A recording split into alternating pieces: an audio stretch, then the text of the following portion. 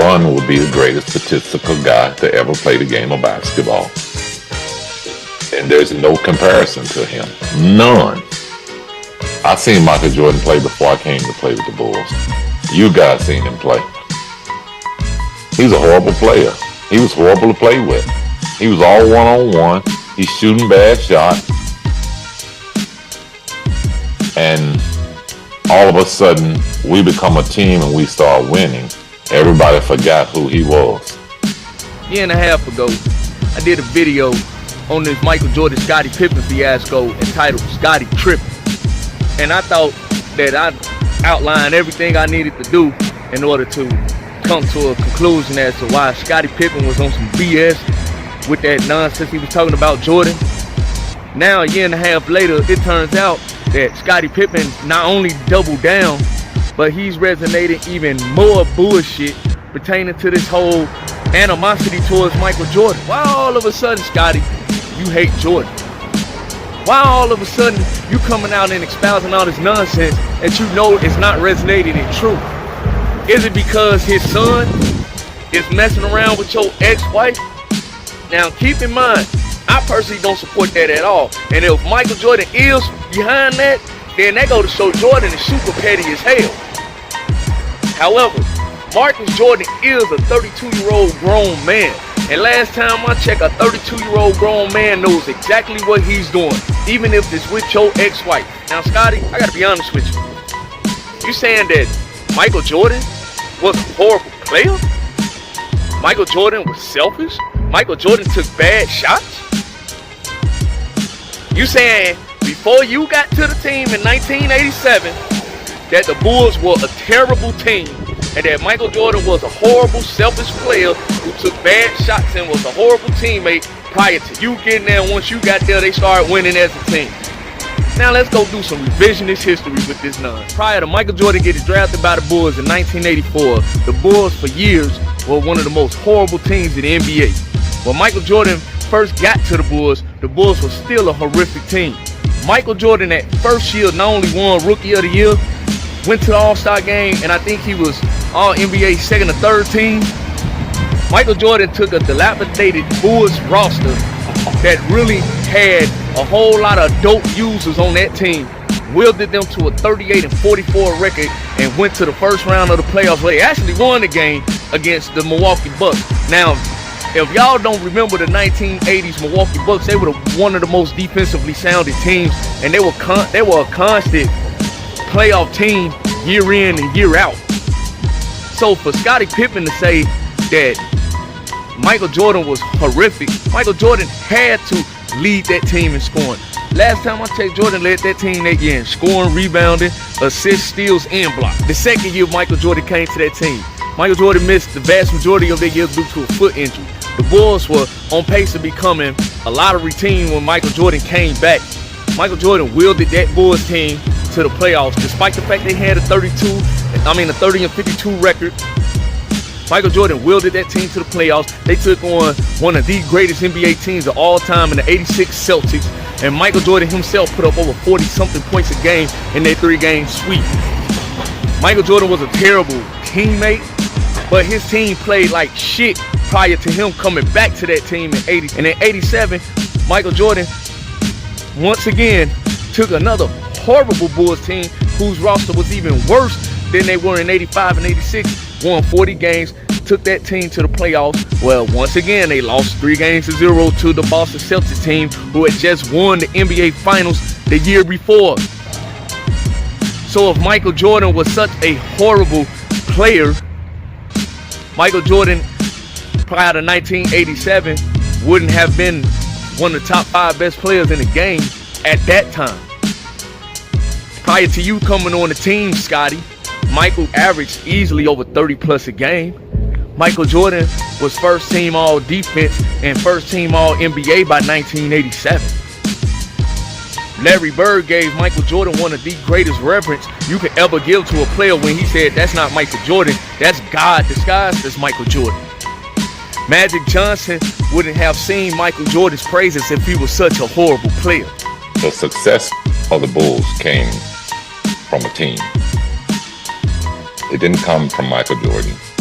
It didn't come from him being critical of other players. If anything, that discouraged players.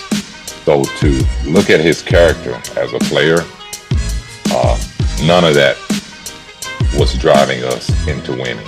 And when you're around selfish people, then things just, it really was the breakup of our team, to be honest. And let's talk about this BS narrative I'm constantly hearing about Michael didn't win none till Scottie get there. Let's do a recap of the 1988 season. In 1988, Scottie Pippen was a rookie. He averaged only 7.5 points a game that year. Michael Jordan averaged over 35 points, about 5 assists, 6 rebounds, 2.5 steals, and a block and a half. Michael Jordan in 1988 was MVP of the league, his first MVP. First team All-NBA, first team All-Defense, All-Star Game MVP, Slam Dunk champion, and the second straight year that he won scoring champion. Michael Jordan led that Bulls team who had improved. Not only did they add Scottie Pippen in the draft, they also drafted Horace Grant that year. That Bulls team won over 50 games. And last time I checked, Scottie Pippen, in that first round series against Cleveland, how many points did you average? You only averaged close to 10. Jordan averaged nearly 45 of that series. 1989. Bulls go all the way to the Eastern Conference Finals. You improved, but what was you at in Game 6 of the Eastern Conference Finals? If Michael Jordan was such a horrible player, the Detroit Pistons, who would later become NBA champions that year, they would have devised a strategy called the Jordan rules to stop one player. They cared less about you because they knew you was weak-minded. So you constantly saying that Michael Jordan was a horrible player, that's bullshit and it's an outright lie, and you know that. And based on how you looking nowadays, your bitterness is showing in your face, homie. That's why you're mad. You're mad and upset because Jordan ain't said a damn thing about it. Now, I'm on the outside looking in. Who knows? Maybe Jordan probably said something about you in private. But what you putting out publicly, that's what we're judging you off of. And you know goddamn well that if Michael Jordan went on the Bulls, your black ass wouldn't have won a damn championship. After Michael Jordan retired, you had the opportunity to lead the Bulls on your own. And let's make this clear about this 94 team. Michael Jordan, when he retired the week before training camp started that year. So the Bulls already had their core championship team in place by the time Jordan retired. This is the context a lot of y'all don't want to point out there, because if you point out the absolute truth, it's going to dispel many of your notions. Now, you can hate Michael Jordan all you want. I think personally he an asshole. But that's his personal life. I'm judging the man what he did on the court. So in 94, Scottie Pippen, the highest you can ever muster was 22 points a game. And you showed your true leadership skills by what you did at the end of Game 3 of the Eastern Conference Semifinals against the Knicks. You got mad talking about Field didn't let me score the final shot. Well, you missed 2 free throws before Patrick Ewing tied the game. Tony Kukoc had made 3 game-winning shots like that prior to that play getting drawn up. It's a proper coaching strategy. Michael Jordan didn't take every game-winning shot. Michael Jordan deferred to other teammates. I remember in 1993, Game 6 of the Eastern Conference Finals, Scottie, Mike was having a bad shooting game. He deferred to you. You had the better scoring game. You hit the go-ahead shot that won the game and sent the Bulls back to the finals that 3rd straight year. So this notion that Jordan was selfish, that's bullshit. And if he was hard on y'all, he needed to be hard on y'all. And you know he needed to be hard on you, because let's keep it real, Scottie. When you came in the league, you was timid as hell. Oh, you thought we ain't seen that Last Dance documentary? We saw Charles Oakley used to slap you in your face, boy. You know, when I was here before I retired, I overshadowed Scottie a lot. You know, and he didn't get the recognition that he truly deserved. You know what I mean? And he's matured since I've been around, and when I stepped away, he matured even more because he understood what I was shelving him from. You know, the pressure and the press and the expectations that he had to deal with being a star. And when I'm back, he shouldn't get any less of an attention than if I was gone. We saw how Bill Laimbeer used to bust you upside your head, put you on your shit. And we also know how Jordan used to bust your ass in practice. Now you want to get on the internet, talk all this crap. You want to get on the internet and spout and cry. Nobody gonna feel sorry for you. You diminishing your own legacy by spouting this bullshit about the GOAT. Why? Cause you're jealous? Cause the media gave more attention to Michael Jordan? Mike was the man long before you got drafted. He was gonna stay that way. Motherfuckers been gave you your props. Nobody out here in Chicago, and that's where I'm at right now in Chicago, nobody in the city has ever said that Scottie Pippen was a bum. Everybody know you contribute greatly to the dynasty. You just mad because you wasn't the man, and when you had an opportunity to be the man in '94, you showed your true leadership skills by sitting on the bench because your ass was mad that Phil Jackson then designed a play for you to take the last game-winning shot. And then in '95, when the championship core was kind of broken up, you really showed your true leadership skills. Think we didn't see you pointing at your shoe, telling Jordan to come back? Yeah. And lastly, Michael Jordan didn't break up the Bulls. He didn't. Jerry Krause broke up the Bulls, Scottie. See, all this is you refuse to acknowledge that you made mistakes. I'm going to point out 3 of them that you made. Well, I already said one, the '94 incident. In '91, after y'all won the first title, you signed that long contract extension. Even management themselves told you not to sign it. What did you do? You selfishly signed it. Now, 2-3 years after that contract was signed, it was undervalued. You deserve a payday. Nobody's gonna dispute that, Scottie. But you already knew Jerry Krause and Jerry Reinsdorf wasn't gonna hear none of it. Once you signed, that was it. No, that's nobody's fault but yours. You could have signed a 2-3 year deal, and then in '94, if the Bulls wanted to trade you to Seattle like they were planning to, you would have been in line to get a huge contract.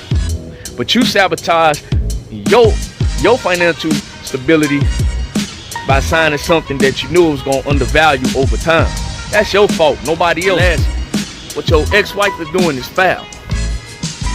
But are you really gonna blame MJ for that? Nobody told you to marry Larsa in the first place. See, I'm 39 years old. I remember how the dynasty was back in the '90s. How can I forget? That's my childhood. Y'all was winning them titles from the time I was 7 to 14. So I ain't gonna never forget that dynasty years, because that's a part of my life that will forever reign in my brain. But it was common knowledge in those inner circles in the '90s that Larsa was she was one of them. But what did your dumb ass decide to do? You decided to marry a hoe. And she had your kids by you, so she played the long-term game. Once you wasn't of relevance, she divorced you. Got your paper, now you paying alimony to the chick. You mad at Mike and all that? Nigga, where that motherfucking energy at from guys like Future? Personally, I think all of it is foul. But like I stated earlier, your grown ass man, he do what he want to do.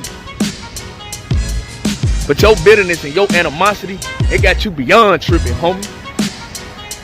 I ain't gonna say what everybody else is saying. I ain't gonna say, oh, pray for him, get help. No. Get out of your motherfucking feelings, nigga.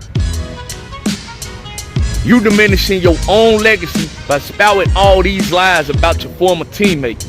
All because you've always been envious of the fact he was the man and you never had the guts in you and you never had the fucking play in you to be the man. And when the opportunity came for you to be the man, your ass fucking failed.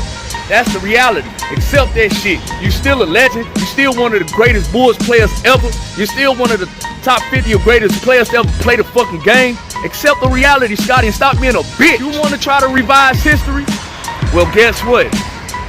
Us true Chicagoans, we know all about that history, homie, because we lived that shit.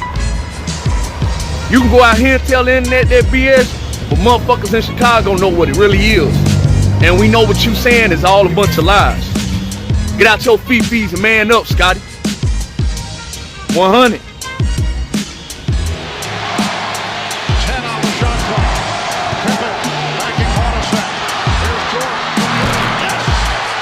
Michael Jordan from straight away. Double team Scottie down low and leaving Michael Jordan. He knocks down this three, gives him the huge lead, and then the total exhaustion on the bench. Michael Jordan sucking air, got their back massage from